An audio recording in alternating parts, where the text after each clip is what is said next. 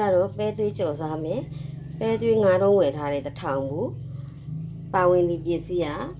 ကအဝီးစိမ်း9တောင်ကျက်သွန်ဖြူ2မွာကျက်သွန်နီ2မွာ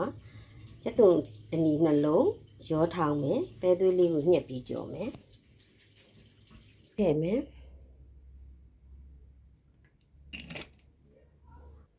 လက်နည်းငယ်ငယ်ထည့်မယ်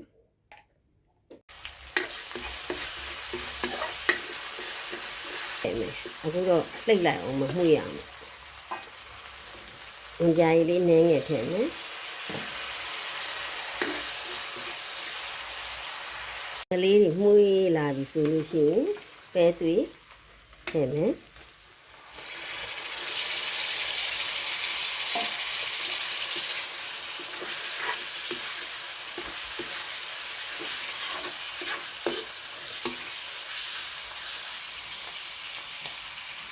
အသားမုတ်တစ်ဖက်စားစွန်းတစ်စွန်းထည့်မယ်စားနည်းငယ်ထည့်မယ်အချိုမုတ်ကြရင်တော့ချိုမုတ်ထည့်မှာကျမကတော့ချိုမုတ်မသုံး